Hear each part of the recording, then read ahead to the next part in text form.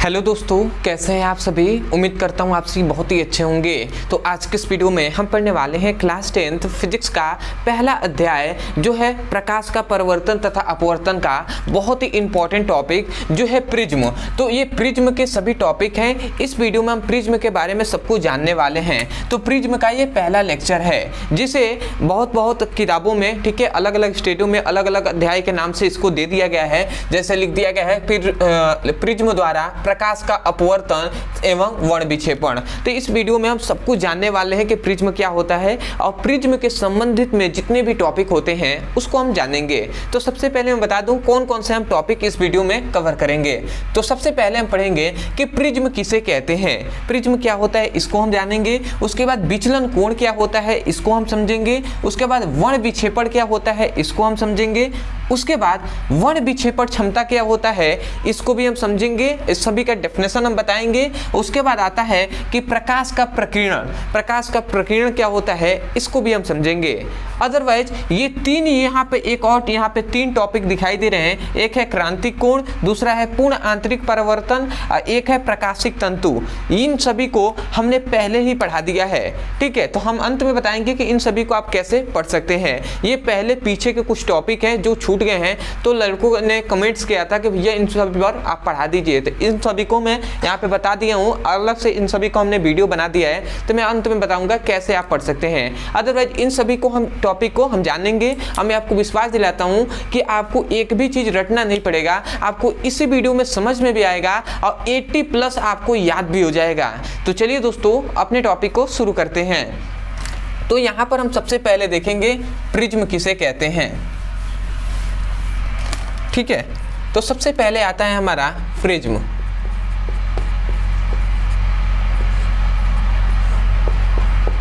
तो देखिए प्रिज्म का तो बहुत तरीके से डेफिनेशन कर सकते हैं, परंतु जो आसान है उसको हम डेफिनेशन करेंगे। तो याद रखेंगे दोस्तों प्रिज्म कैसा होता है। तो वास्तव में देखें तो किताब में तो अलग तरीके से बताया गया है, परंतु किताब जो देखिए प्रिज्म वास्तव में इस प्रकार ही होता है। थोड़ा सा इस फिगर को आपको थोड़ा सा ध्यान देना है।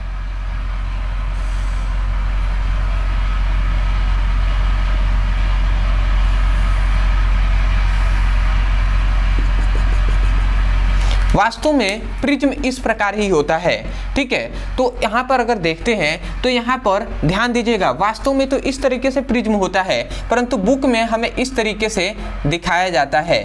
परंतु हम बताएंगे कि कैसे, क्यों यहाँ ऐसे दिखाया जाता है। पहले याद रखेंगे प्रिज्म वास्तव में इस प्रकार ही होता है, ठीक है।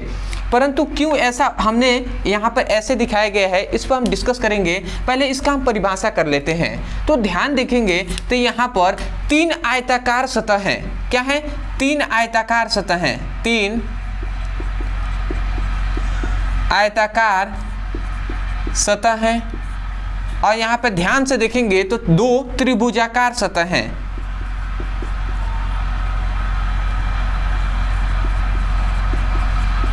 दो त्रिभुजाकार सतह हैं। देखिए आपको रटना नहीं पड़ेगा।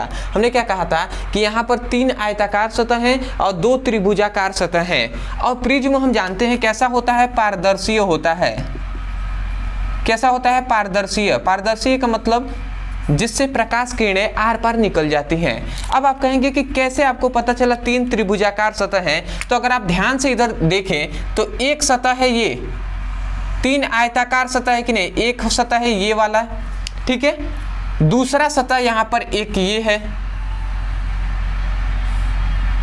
ठीक है, ये वाला ध्यान देंगे तो इस तरीके से एक ए आयताकार है, एक ये वाला आयताकार सतह है और एक अगर आप ध्यान देंगे तो इधर से ये गया, ये गया, ये और ये एक क्या है? आयताकार सतह। तो यहाँ पर 3 आयताकार सतह है कि नहीं, एक बीच वाला, एक है ये वाला और एक है ये वाला।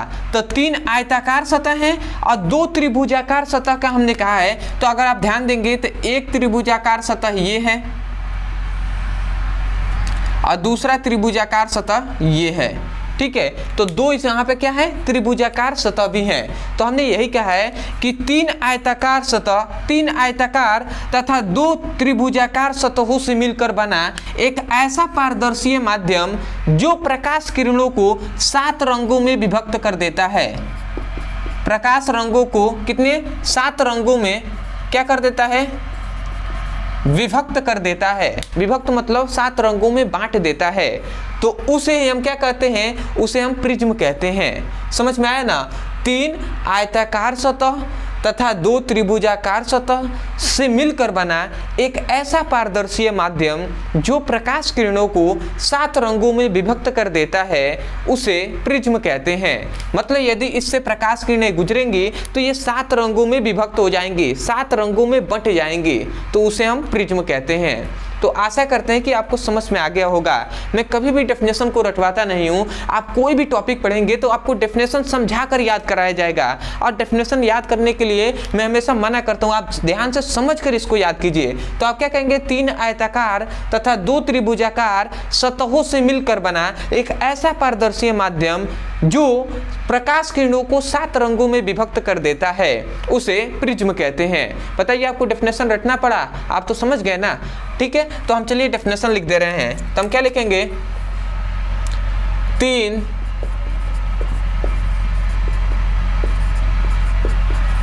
आयताकार तथा 2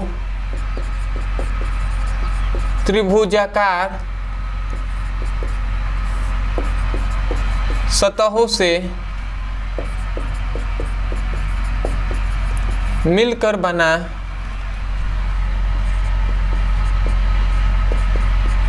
एक ऐसा पारदर्शी माध्यम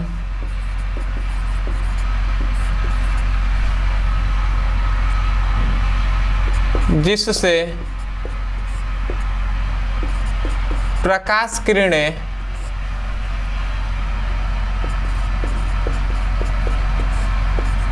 सात रंगों में विभक्त हो जाती हैं, 7 रंगों में विभक्त हो जाती हैं।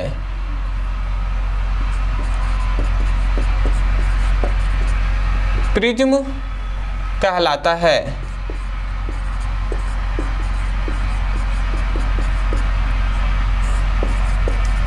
तो आशा करते हैं कि आपको समझ में आ गया होगा। तो यहाँ पर हमने डेफिनेशन लिख दिया है, इसका हमने फिगर बना दिया है। परंतु यदि आपको बुक में आता है या अगर आपको एग्जाम में प्रिज्म का अगर आपको फिगर बनाने को आएगा तो आप ऐसा ही बनाएंगे, क्योंकि बुक में तो ऐसा दिया है, परंतु वास्तव में प्रिज्म इस प्रकार ही होता है। तो आशा करते हैं आप समझ गए होंगे। तो अब मैं इसको मिटा दे रहा हूँ। अब हम देख लेते हैं, हमारा दूसरा टॉपिक था जो है विचलन कोण। तो आप इसका फिगर आप अगर बनाना चाहें तो प्रिज्म का फिगर ये आप बना सकते हैं। आप यहाँ पर लिख देंगे प्रिज्म। ठीक है, अब आता है दूसरा हमारा टॉपिक जो है विचलन कोण। ये सभी इंपॉर्टेंट टॉपिक हैं एग्जाम की दृष्टि से, तो आप इन सभी को याद कीजिएगा। ठीक है, तो अब आता है विचलन कोण किसे कहते हैं। तो यहाँ पर मैं समझा रहा हूँ, आप ध्यान से समझेंगे।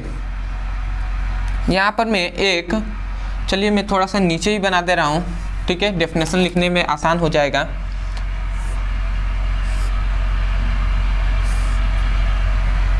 ये हमने एक क्या बनाया, एक हमने प्रिज्म बना दिया। ठीक है, अब यहाँ पे थोड़ा सा ध्यान देंगे तो ये प्रिज्म है A, B और C। अब इस प्रिज्म से प्रकाश किरणें क्या होती है, ऐसे प्रकाश किरणें जा रही हैं। तो ये जब प्रकाश किरणें जाती हैं तो जहाँ से जाती हैं वहाँ पर हम क्या खींचते हैं, एक अभिलंब खींच देते हैं। ठीक है, तो हम जानते हैं इधर है सघन, क्या है, विरल माध्यम, ये है सघन माध्यम।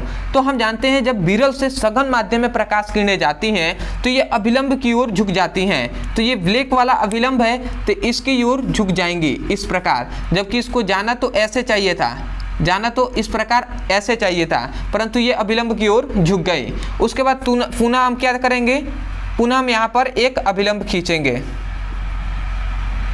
ठीक है, इस प्रकार अभिलंब खींचेंगे। तो आप जानते हैं कि जब सघन माध्यम से विरल माध्यम में पुनः जाती है प्रकाश किरणें तो ये क्या होती है, अभिलंब से दूर हटती हैं। ठीक है, अभिलंब से दूर हटती हैं, तो ये अभिलंब है तो इससे दूर हट गए। उसके बाद अगर आप ध्यान देंगे तो इसे हम कहते हैं आपतित किरण, इसे हम कहते हैं निर्गत किरण।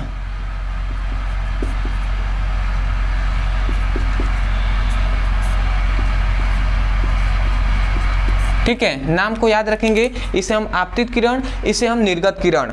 तो अब यहीं से हम डेफिनेशन करेंगे। तो ये जो आपतित किरण है इसको हम आगे बढ़ाते हैं और निर्गत किरण को पीछे बढ़ाने पर,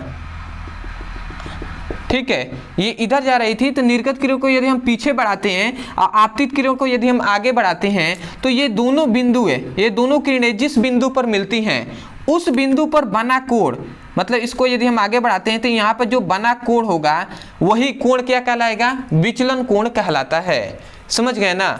तो आप डेफिनेशन इसका क्या करेंगे, आप सिंपल वे में कहेंगे कि आपतित किरण को आगे बढ़ाने पर और निर्गत किरण को पीछे बढ़ाने पर ये दोनों किरणें जिस बिंदु पर मिलती हैं उस बिंदु पर बना कोण विचलन कोण कहलाता है।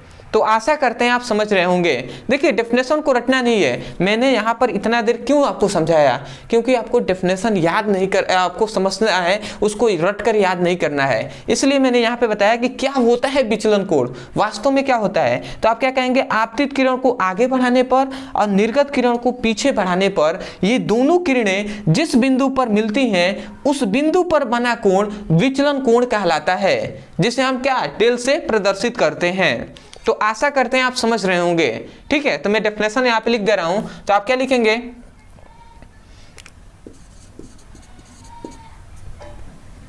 आप ऐसे लिखेंगे कि प्रिज्म में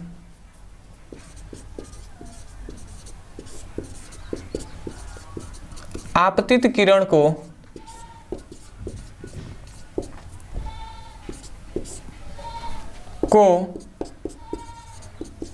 आगे बढ़ाने पर, इसको मैं मिटा दे रहा हूं,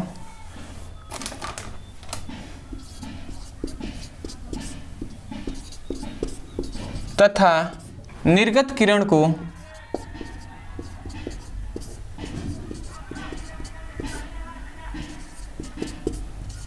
पीछे बढ़ाने पर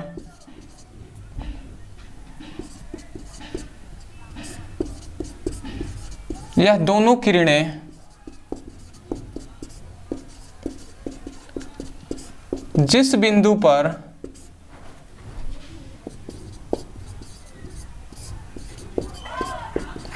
मिलती हैं उस बिंदु पर बना कोण, उस बिंदु पर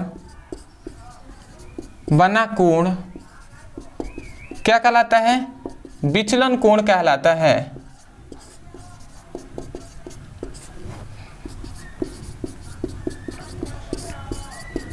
ठीक है, तो आशा करते हैं आप समझ रहे होंगे। तो यहाँ पर हमने डेफिनेशन लिख दिया है, यहाँ पर हमने फिगर बना दिया है। तो जरूर आप परिभाषा को लिखने के बाद इस फिगर को आप बना लीजिएगा। और कभी भी ऐसे पढ़िए कि यदि आपको पढ़ाने के भी मौका मिले तो आप उन सभी को, स्टूडेंटों को आप समझा सकें। ठीक है, आगे चल कर आप क्या बनेंगे आप भी नहीं जानते, तो इसलिए कभी भी रटना नहीं है, उसको समझ कर याद कीजिए। और हमसे यदि पढ़ेंगे तो आपको एक भी चीज रटना नहीं पड़ेगा, आपको उसको समझ कर समझाया जाएगा और उसको समझ कर आप याद करेंगे। तो आशा करते हैं आप समझ रहे होंगे। और एक रिक्वेस्ट है कि आप प्लेलिस्ट के अनुसार पढ़ाई कीजिए। मतलब क्या है कि सीक्वेंस में, चैप्टर वाइज सीक्वेंस में एक एक करके वीडियो को पढ़िए। जैसे एक प्रकाश का परावर्तन तथा अपवर्तन जो चैप्टर है, ठीक है, तो इस जो प्रकाश का परावर्तन तथा अपवर्तन जो चैप्टर है ना, इसमें कई भाग हैं। एक आता है प्रकाश का परावर्तन, अब उसके अंदर बहुत सारे टॉपिक हैं। उसके बाद आता है प्रकाश का अपवर्तन, उसके अंदर भी बहुत सारे टॉपिक हैं। उसके बाद आता है दर्पण, उसमें भी बहुत सारे टॉपिक हैं। उसके बाद आता है लेंस, अब उसमें भी बहुत सारे टॉपिक हैं। उसके बाद आता है प्रिज्म। ठीक है, तो अब इसमें भी बहुत सारे टॉपिक हैं। तो बताइए एक चैप्टर के अंदर कितने सारे टॉपिक आ रहे हैं, और उन टॉपिक के संबंध में बहुत सारे टॉपिक आएंगे। तो उन सभी को आपको कैसे याद रख पाएंगे, तो उनको समझ कर ही आप याद रख सकते हैं, उनको रट कर याद नहीं रख सकते हैं। ठीक है, तो इस जो पहला चैप्टर है प्रकाश का अपवर्तन, परावर्तन तथा अपवर्तन, इसका ये अंतिम वीडियो है। ठीक है, इससे पहले जितने भी टॉपिक है वो सब हमने पढ़ा दिया है। ठीक है, तो यदि आपने नहीं देखा तो आप जाकर चैनल के प्लेलिस्ट में जाइए और वहां से शुरू से आप पढ़िएगा। आप इस वीडियो को देख लेने के बाद आप तुरंत जाइएगा, पहले जो हम देखेंगे तो आप प्लेलिस्ट का फिजिक्स केमिस्ट्री का उठा लीजिएगा, वहां से सीक्वेंस में पढ़िएगा। या हम अंत में बताएंगे कि आप हमारी टीम से भी मैसेज करके उनसे फिजिक्स और केमिस्ट्री का नोट्स पा सकते हैं, नोट्स नहीं सॉरी वीडियो पा सकते हैं, और नोट्स भी आपको बताएंगे कि कैसे आप पा सकते हैं। तो अंत तक वीडियो को जरूर देखिएगा। तो चलिए दोस्तों आगे हम देख लेते हैं। तो आशा करते हैं कि जो भी पॉइंट्स बताए गए हैं वो आपको समझ में आया होगा। तो स्क्रीनशॉट ले लीजिए, ठीक है, ले लिए होंगे। चलिए अब हम आगे देख लेते हैं। कहीं भी अगर आपको रटना पड़े तो आप समझ जाइए कि रटना बहुत ही मुश्किल होने वाला है। और आगे क्लास 10th में तो मान लेते हैं आपने रट कर याद कर लिया, ठीक है, परंतु क्लास 12th में क्या होगा? क्लास 12th का बुक देखा है, इतना मोटा सा है, कैसे होगा? तो आपको रट कर नहीं, आपको समझ कर याद रखना है, ठीक है। अगला आता है हमारा जो है वर्ण विक्षेपण।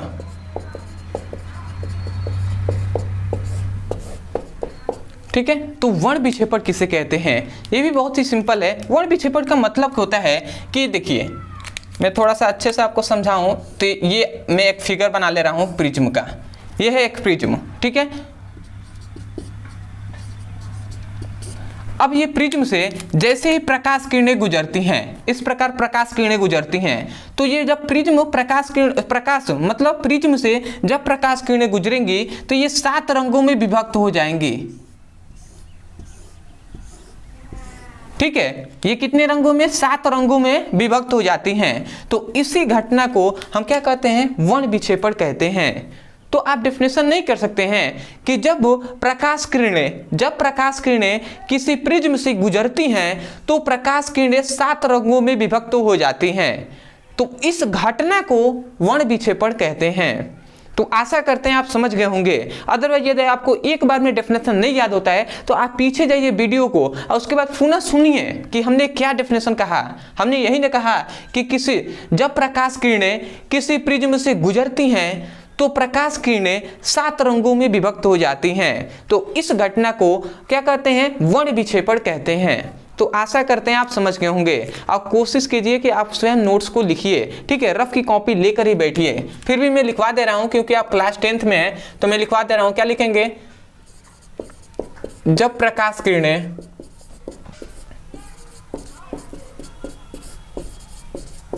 किसी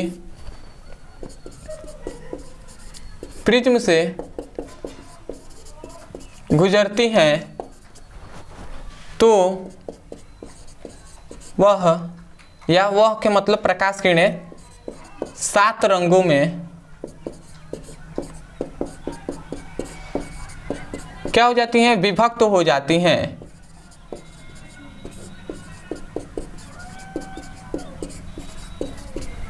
तो प्रकाश के इस घटना को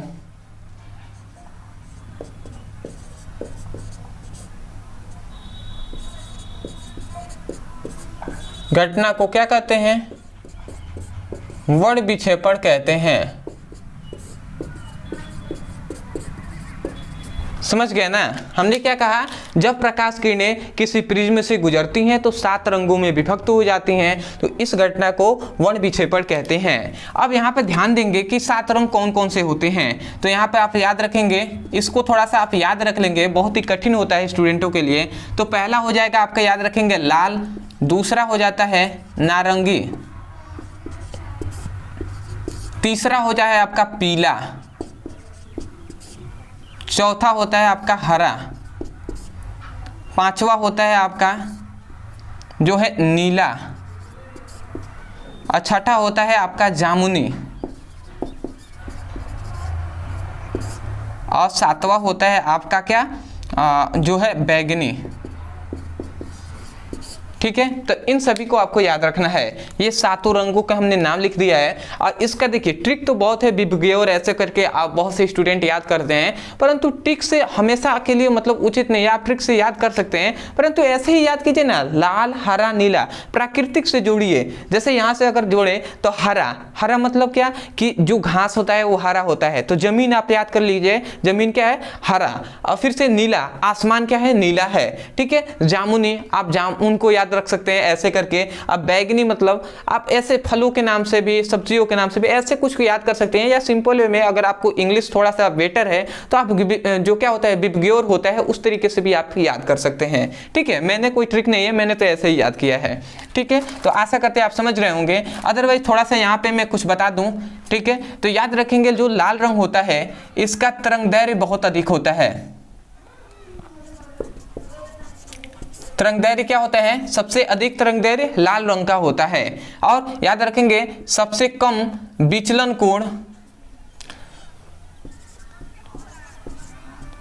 सबसे कम विचलन किसका होता है, लाल रंग का ही होता है। ठीक है, और सबसे अधिक विचलन, समझिएगा, सबसे अधिक विचलन किसका होता है, तो बैगनी रंग का होता है। और सबसे कम तरंगदैर्घ्य किसका होता है, तो बैगनी रंग का। तो इसको आपको लिख लेना है कि सबसे अधिक तरंगदैर्घ्य किसका, लाल रंग का, और सबसे कम तरंगदैर्घ्य किसका, तो बैगनी रंग का। सबसे अधिक विचलन किसका, तो याद रखेंगे बैगनी का। सबसे कम विचलन किसका होता है, तो लाल का होता है।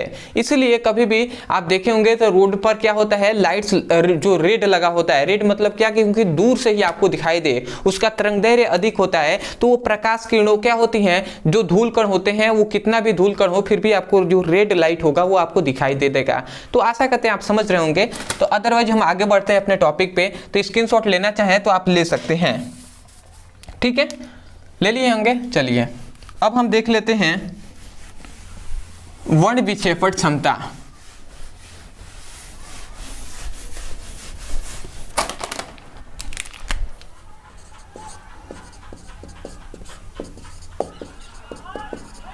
विक्षेपण क्षमता, ठीक है, तो इसको भी हम समझ लेते हैं। देखिए एक भी चीज रटना नहीं पड़ेगा, तो आगे हम बढ़ते हैं। तो वर्ण विक्षेपण क्षमता किसे कहते हैं, तो इसका फॉर्मूला होता है W, थोड़ा सा मैं नीचे ही लिख दे रहा हूं क्योंकि डेफिनेशन भी लिखना है। इसका फॉर्मूला होता है W डेल वाई, ये एक फॉर्मूला होता है। ठीक है, जहां पर W क्या है, तो वर्ण विक्षेपण क्षमता है। ठीक है, क्या है, W जो है वर्ण विक्षेपण क्षमता है, और जो थीटा है ये कोणीय वर्ण विक्षेपण है, कोणीय वर्ण विक्षेपण।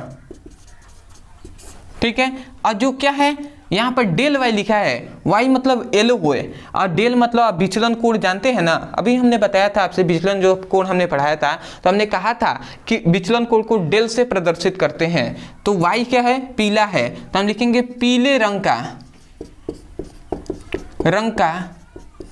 और वाई क्या है, डेल क्या है, विचलन कोण, तो पीले रंग का विचलन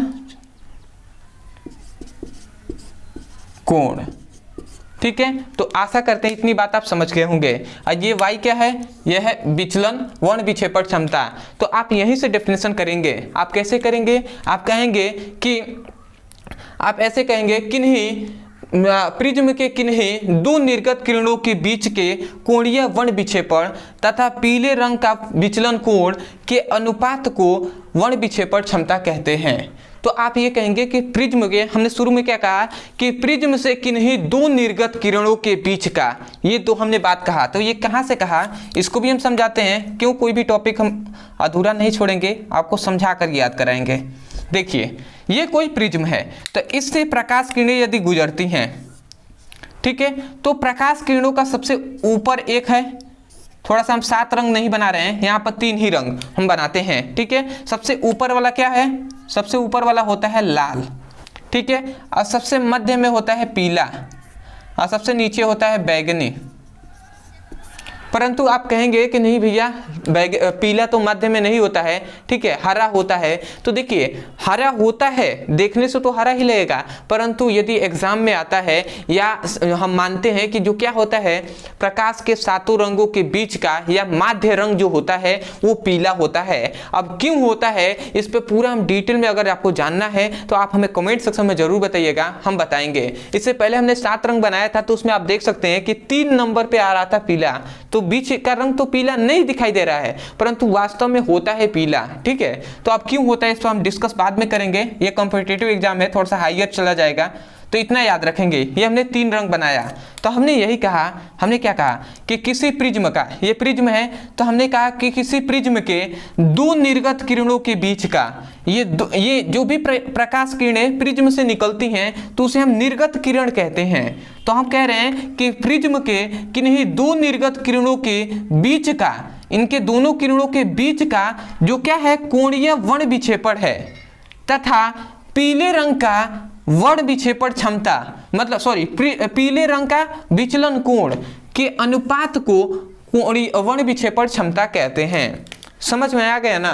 तो आप क्या कहेंगे, किसी प्रिज्म के किन्हीं 2 निर्गत किरणों के बीच का कोणीय वर्ण विक्षेपण तथा पीले रंग का विचलन कोण के अनुपात को वर्ण विक्षेपण क्षमता कहते हैं।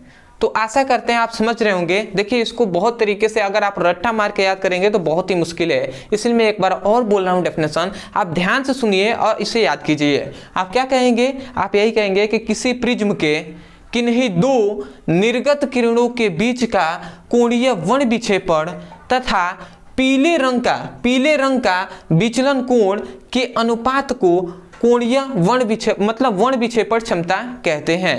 तो आशा करते हैं आप समझ गए होंगे। अदरवाइज यदि आपको पूरे तरीके से समझ में नहीं आया तो आप इस वीडियो को पॉज करके थोड़े से एक बार सुनिए, पीछे करके आप एक बार सुनिए और उसके बाद अपने आप स्वयं इसको बोलिए। ठीक है, अभी आप बोलिए और देखिए, आपको 2-3 बार बोलेंगे तो आपको याद हो जाएगा। तो आशा करते हैं आप समझ रहे होंगे। तो मैं यहाँ पर डेफिनेशन लिख दे रहा हूँ। आप क्या लिखेंगे, प्रिज्म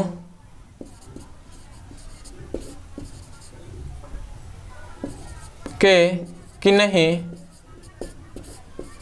2 रंगों का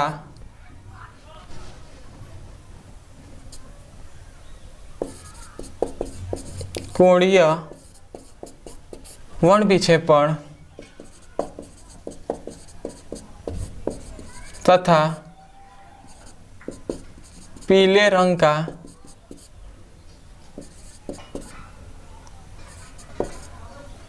विचलन कोण के अनुपात को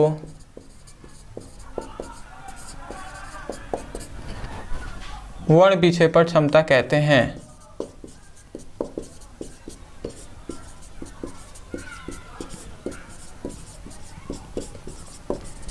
तो आशा करते हैं कि आपको समझ में आ गया होगा कि वर्ण विक्षेपण क्षमता किसे कहते हैं। इसको रट कर नहीं, इसको समझ कर याद कीजिएगा। इसका ये फॉर्मूला है तो आप इसको याद रखिएगा। ठीक है, तो आप स्क्रीनशॉट ले लीजिए। उसके बाद जो हम अंतिम टॉपिक पढ़ेंगे कि प्रकाश का प्रकीर्णन किसे कहते हैं। ठीक है, तो स्क्रीनशॉट आप ले सकते हैं, ले लिए हैं। चलिए,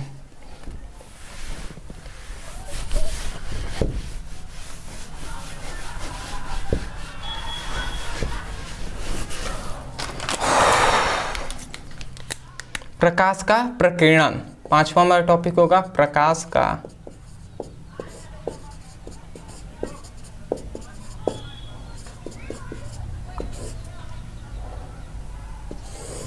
ठीक है। तो प्रकाश का प्रकीर्णन किसे कहते हैं।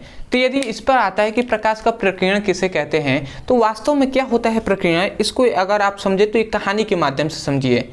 जैसे कि प्रकाश किरणें, मान लेते हैं कि सूर्य से प्रकाश किरणें आ रही हैं, अब बीच में क्या होता है, वायुमंडल होता है। आप ध्यान से समझिएगा कि हम क्या कह रहे हैं। प्रकाश किरणें ऊपर से आ रही हैं, अब बीच में है वायुमंडल, और वायुमंडल में क्या होते हैं, छोटे छोटे कण होते हैं, छोटे छोटे क्या होते हैं, धूल कण होते हैं।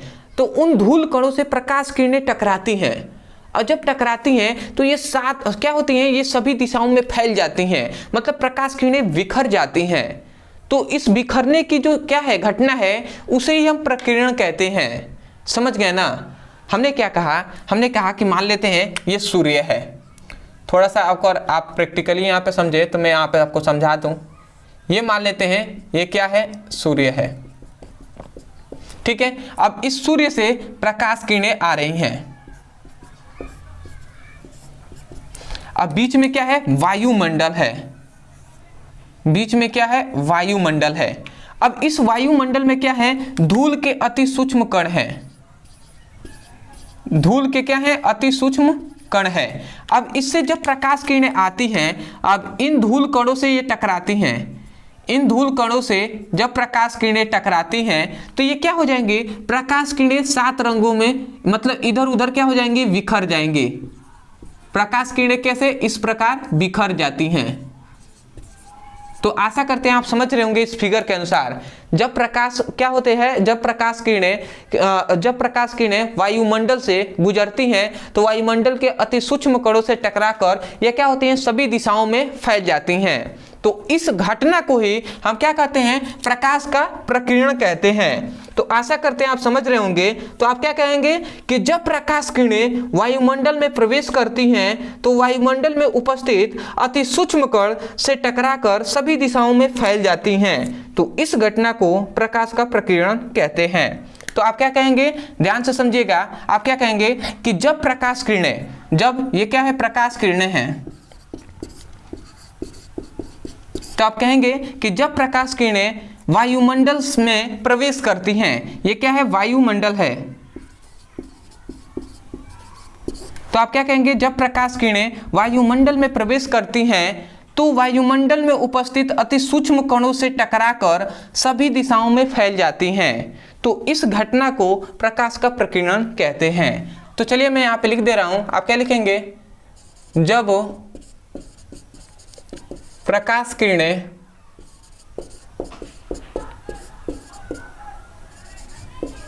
वायुमंडल में प्रवेश करता है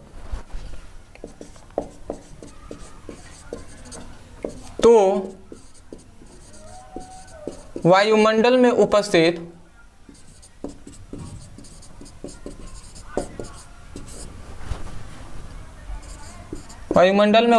अति सूक्ष्म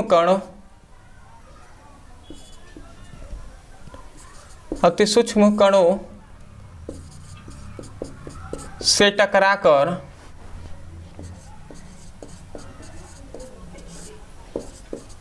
सभी दिशाओं में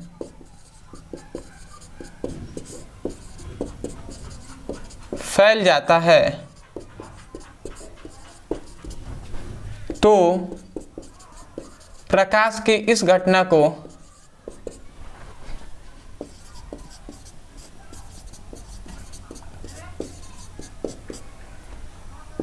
प्रकीर्णन कहते हैं या प्रकाश का प्रकीर्णन कहते हैं। तो आशा करते हैं आप समझ रहे होंगे। यहाँ पर हमने डेफिनेशन लिखा है, यहाँ पर हमने इसका फिगर बना दिया है। फिगर बनाने की कोई ज़रूरत नहीं है, बट हाँ आपको याद रखने के लिए आप फिगर बना सकते हैं। अगला आता है, तो यहाँ पर याद रखेंगे कि सबसे अधिक प्रकीर्णन किस रंग का होता है। तो सबसे अधिक प्रकीर्णन याद रखेंगे बैंगनी रंग का होता है और सबसे कम प्रकीर्णन लाल रंग का होता है। तो इसको आपको याद रखना है कि सबसे अधिक प्रकीर्णन किसका, जो क्या होता है, बैंगनी रंग का, और सबसे कम प्रकीर्णन किसका होता है, लाल रंग का होता है। अगला एक और पॉइंट, इसका एग्जाम्पल बहुत बार कॉम्पिटिटिव एग्जाम में भी पूछ लिया जाता है। तो इसका आपको कॉम्पिटिटिव एग्जाम में पूछा जाएगा, तो इसको आप याद रखेंगे। सबसे पहले होता है कि जब आप देखे होंगे कि सूर्य उदय होता है या सूर्यास्त होता है तो सूर्य लाल का दिखाई देता है। तो सूर्य का लाल दिखाई देना भी इसका एक एग्जाम्पल हो जाएगा। तो आप याद रखेंगे कि सूर्योदय या सूर्यास्त के समय सूर्य का लाल दिखाई देना, ठीक है। दूसरा आप ले सकते हैं कि समुद्र का नीला दिखाई देना,